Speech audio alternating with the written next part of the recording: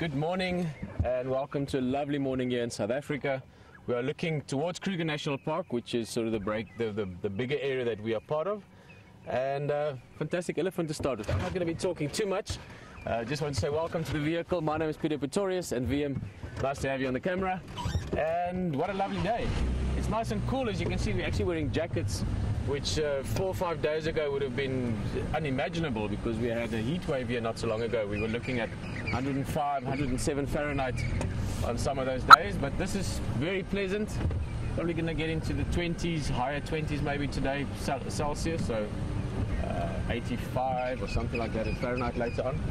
But for the moment, nice and cool, and the sun is just about, in fact, I'm going to try and show you just now.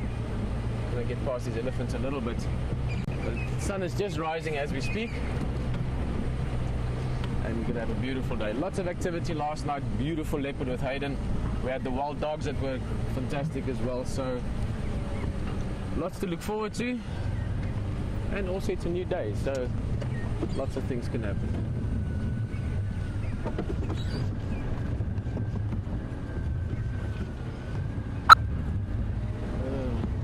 Better position.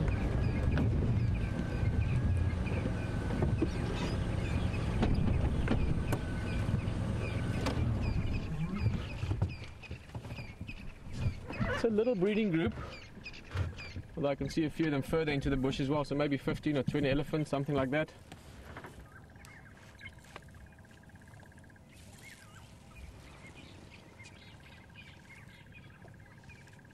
There you can just see the sun sort of through the, you could almost call it a fog layer, but the cloud layer on the eastern horizon there.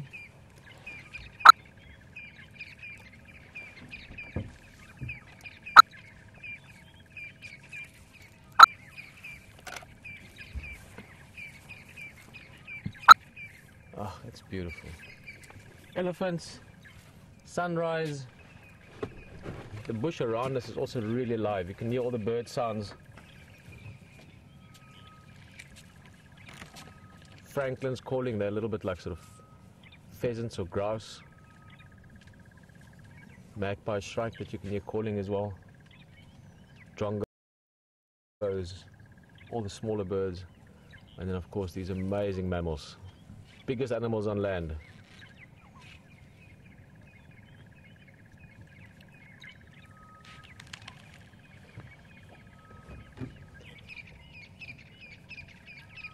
Oh, what she's doing there? She's pulling out, looks like the base of a little shrub that had been broken off before, but she's pulling out the root. There you can see it. Awesome. Breakfast. Amazing how they use those trunks. Very dexterous, can turn and twist in any direction. Those two sort of fingertips at the tip of the trunk. Interesting what's happening there. You see the young one coming up next to mum. Most likely it's mother, although not necessarily. They're very close within the group. But just having a sniff at that root. Maybe a small practice also. You can see her trying to use the foot. Now, this is how we learn. Young ones from the older ones. And then suddenly one day when you're a grown-up, you know which roots are the best to eat. Where do you find the good water? What? That was awesome. Mum was basically saying something like, "You're welcome to learn what I'm doing, but you're not allowed to eat my breakfast."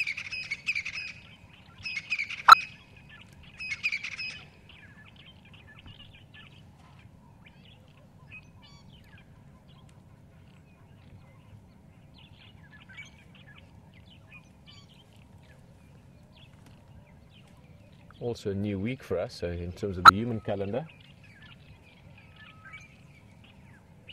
Many things happening today. We're going to be doing another rehearsal a little bit later this morning. We'll remind you of it again closer to the time. But why I'm mentioning that is tomorrow and Wednesday mornings for our sunrise drives, sunrise safaris, we're going to be doing 2 shows to television for Nat Geo Wild. So looking forward to having you along for that drive. We're going to have many other people joining us as well. So We need experienced guests on the vehicle to help us along. If in any way you can make it the next 2 mornings, our time, evening time for many of you, it'll always be great to have you on Drive.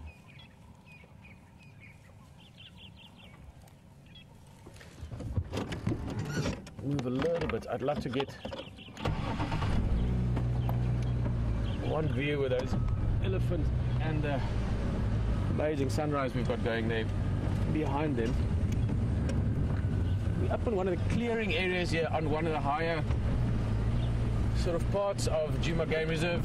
Djuma and Aratuza Game Reserves are the 2 private reserves within Sabi Sand that we drive around on. And it's just fantastic to have a horizon line in the distance. A lot of the area around here, we've got quite thick bush. So what we call bushveld is one of the terms they refer to this area as. And in bushveld, like what we have now, you often have a lot of bush around you. So you don't always get to see much of the horizon.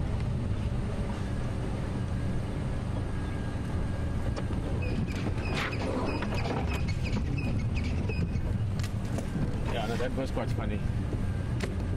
June, you're just mentioning there, June and Jean, I think 2 comments there about how funny that baby elephant was. I especially enjoyed the part where Mum took back the piece of root. Told the youngster, hey, it's my food.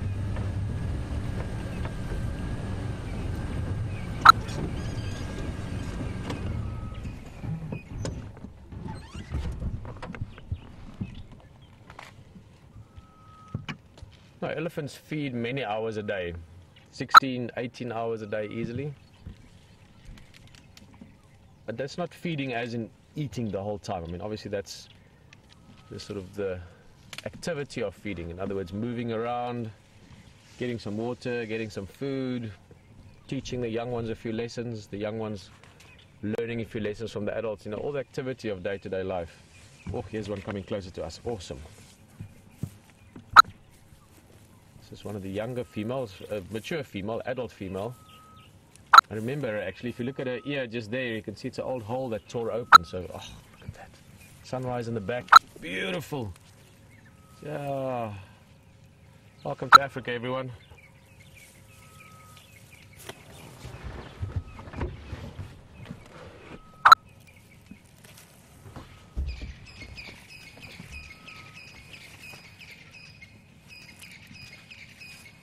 She's having a little look at us as well, just coming closer where she's eating. Quite often that's a combination of the requirement for food, but the sort of placement of where to find it influenced by wanting to have a look at us. So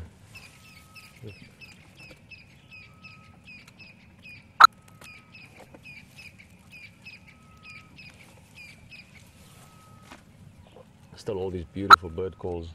One of my favorite calls is that in the background, some young ones as well. It's a graded bushrike that you can hear in the distance.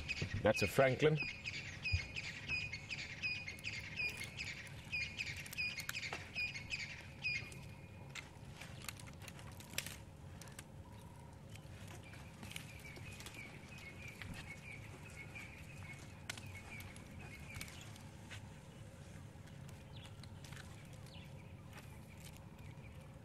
They're probably about a 7-year-old, 6-year-old elephant now.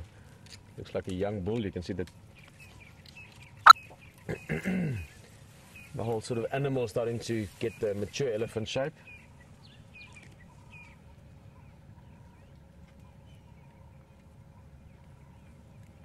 Just look at that. Beautiful place. We're going to be driving around a sort of general area. These elephants are going into thicker stuff now, so we're going to leave them for a little bit. Also because early morning like this, there's still a good chance of finding various cats and things like that. They're quite active early morning, so I think we're going to go look around a little bit.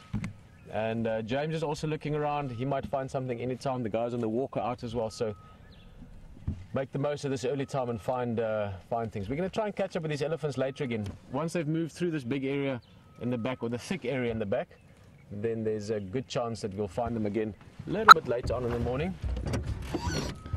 But I think we're going to move on. As I mentioned, one of the beautiful things about early morning is that you have all the activity.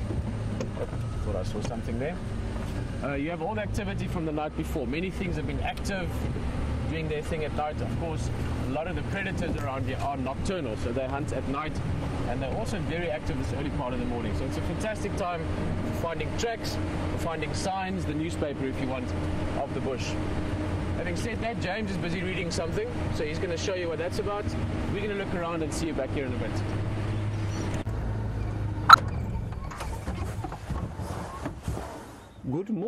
Good morning everyone, and as Peter has welcomed you, so do I. My name is James Hendry. On camera today we have Brian, who is trussed up like the abominable snowman. He's got a sort of pale beige blanket on him. It's been a chilly morning, which is something of a relief after the massive heat that we've had for the last little while. There is the sun, beautifully come up over the horizon,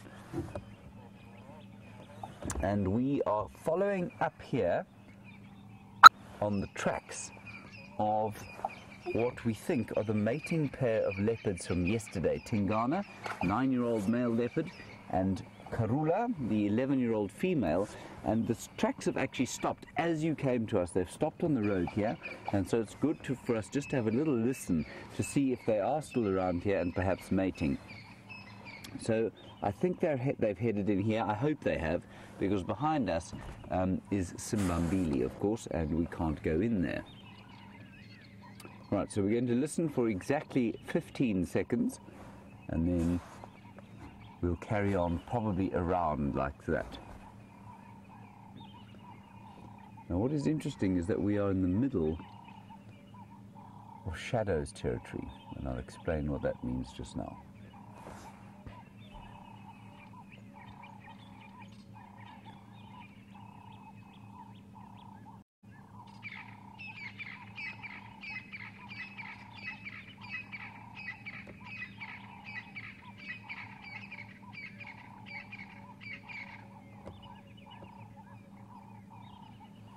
So I can't hear anything in the way of mating leopards. That would sound like a very angry dogfight, brief but angry dogfight. Leopards tend to be fairly aggressive with each other when they mate, and I certainly can't hear any of that, but I can hear the magnificence of the dawn chorus. Beautiful francolins calling, some drongos, doves.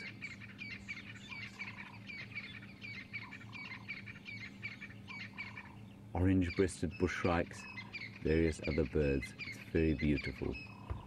And like I said, crested francolins. Okay, what we're going to do is just gently move up the road here. We'll cut across and just see if we can't pick the tracks up. I don't think these tracks are from very early this morning. I know that the leopards came onto this road late yesterday evening, and so we're not far from where they were last seen. So I think they're probably not necessarily very close to where we are now. Now, there are two interesting issues, and I'm going to tell you about them while I drive. I'm not wasting time. The first, of course, is that we are basically on the boundary between Karula's territory and her daughter Shadow's. Now, Shadow is 9 years old, and has also produced offspring by Tingana, the male with whom Karula is mating now. And Karula hasn't been this far to the west, or hadn't spent any extended periods this far to the west for some time. And it's quite interesting that she's come this far west. I'm sure it's purely to seek out the attentions of a male leopard. She was mating a little while back, and I think it's quite interesting that she's taken up again with Tingana, because we thought she may be pregnant and already and perhaps had already given birth. That doesn't appear to be the case. She does have what could be described as a slightly sagging belly, and so it's quite difficult to tell when she's pregnant.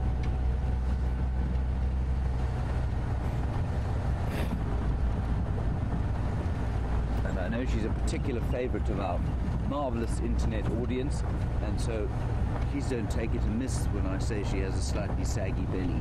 I keep looking behind us because there's a long road behind us, and it's just interesting to see if anything pops onto it behind us. We've also been following tracks of the wild dogs. Sorry, I'm just going to look with my binoculars. Something has popped out onto the road. Let me have a quick look. It may be a bush. It is indeed a bush. It didn't pop out onto the road at all. I just hadn't seen it.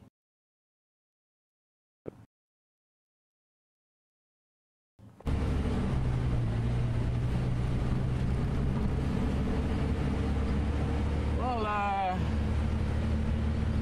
as I said, lots of things to be read in the morning, looked at in the morning. James just giving you a little bit of background about some of the leopard as well.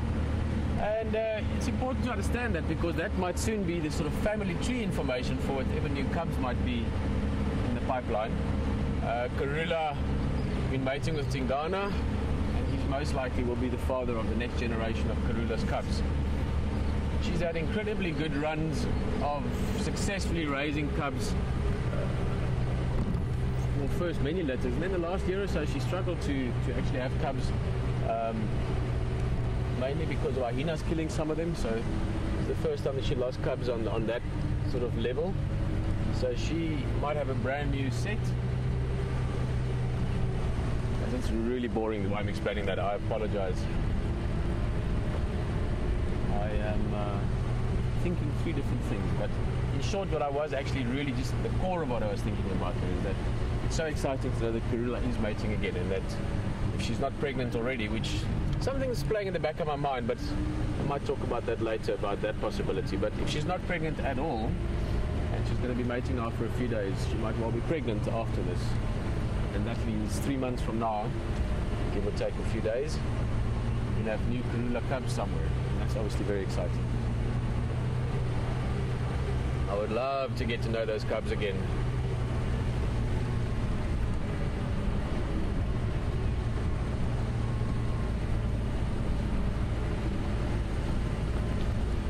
Hello Barbara, good morning. Barbara's asking whether Tingana, this is the male that was mating with Karula yesterday, if he could be Shadow's father. No, almost certainly not, Barbara. Good question. But keep in mind Shadow and Tandi, her sister, and guys, you must excuse me, I'm a bit rusty with the sort of detailed information, but they are 2006 years old now, going on 7, Liam. They're about 6.5, 7 years old. Barbara, and I know that because I knew those guys. Yes, older, thank you. I was going to say, I was here at that time when they were youngsters, and that was 2007, and they were already about a year old, so yeah, almost 9 years. And back then, most likely their father was a big male called Mafufunyan, massive male leopard, and then he was displaced by Mvula, which means rain. Mafufunyan, his name by the way means sort of difficult. He was a little bit difficult in the beginning, but he relaxed quite quickly. So Shadow and Tandi, which we used to also call Tingana, funny enough, maybe that's where the confusion comes from, Barbara. Shadow used to be called Tingana way back in the day, but they would have been fathered by Mafufunyan, Kunyuma and his brother Quarantine, fathered by Mvula, and Mystery A and Mystery B cubs, hopefully that'll be in about 3.5 months, might well be fathered by Tingana. So she's got a nice sort of changeover of male genetics as well, if you know what I mean.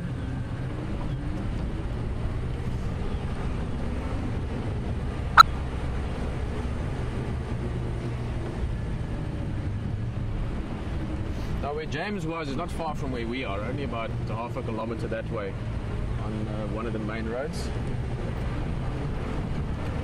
So we're just checking if any tracks maybe came through this side. It's not that likely, mainly because they were where we are now yesterday, and where James had the tracks that moved further west. Now it's not that likely that they come back here again, although it's not impossible. Also, there's been wild dog tracks around, and wild dogs cover so much ground, you could have the tracks there and find them here sort of a few minutes later. They move around a lot. We will be heading back towards Juma Camp area again, see if they maybe pop out there. I've still got a feeling we might find them hunting today, so Who knows? Also, just a reminder, sorry, after having just teased you with what we might see, we will be off air for the next hour from 6 o'clock, which is about 10 minutes from now, a little bit before that actually, for our last morning rehearsal for the 2 TV shows tomorrow, which obviously you can join us on as well, anywhere in the world on the internet, wildsafariLive.com or wildearth.tv. Any of those 2 platforms. Guys, please join us tomorrow. It's going to be fantastic. Let your friends know as well. Shout it out on Facebook and everywhere you can. The more people on the game drive, the better. This is basically like having a private vehicle. You know, in many lodges, people book private vehicles, so they book their own guide and their own vehicle so they can have their own personal experience. This is sort of like that. It's like a private vehicle for each of you, but in a way the experience just gets better the more people get on. So you can share your own private safari vehicle with people from around the world. Isn't that quite cool? Imagine like a rock star on safari. Phones up his buddy and say, come on, as many of you as you can, come jump on my private game drive vehicle. We're going to go on a private safari together. And the more of us there are, the better it gets. That's literally what's happening here. Look at this. Years ago when we were doing this, we were dreaming of having more than one vehicle out in the field, having a drone that you can see what's going on up there, you know, having to walk all the different aspects of the safari experience. So that is proof to you that the more people get on, the more of your friends that come along and share these beautiful experiences, the better it gets. So once again, you get to help us in that process over the next few days.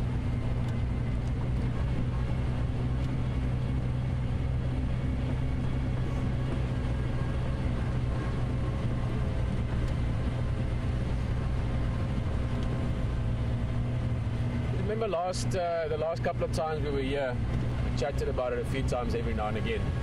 And I'd like, for those of you that don't mind helping, is we spoke about getting Ellen DeGeneres on the game drive. She likes these kind of things, and we could actually have it live, which would be amazing. So again, send some pictures, send some mails, get your friends to start chatting around it.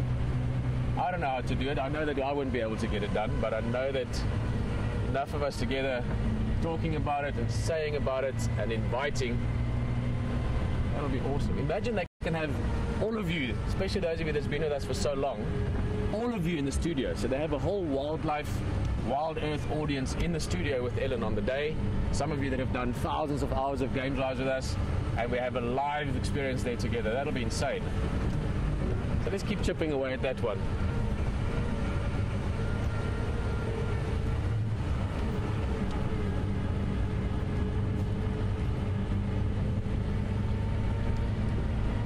Morning, Margaret. Good evening, actually. Just what we saw here. These are telephone poles. Electric poles. That's what takes the power to the Juma camp. Power is important. Margaret, we don't have a lot of time to talk still. We're going to be stopping just now. But Margaret just asking, will we be looking at other things as well? For instance, during Big Cat Week. Of course, Margaret, if there's cats, we're going to look at cats. But there's always other things. Elephants, giraffes, zebra.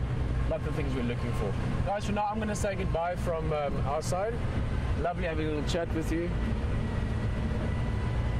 Great being on Game Drive and being able to just sort of chit-chat a bit as well. I thought I saw some tracks there. But as mentioned, we will be going off air just now. But tomorrow morning will be a lot of fun. 6 to 7 Central African time for the morning safari or the sunrise safari, which also means it's our first show's prime time on or evening time on Nat Geo World. So looking forward to it.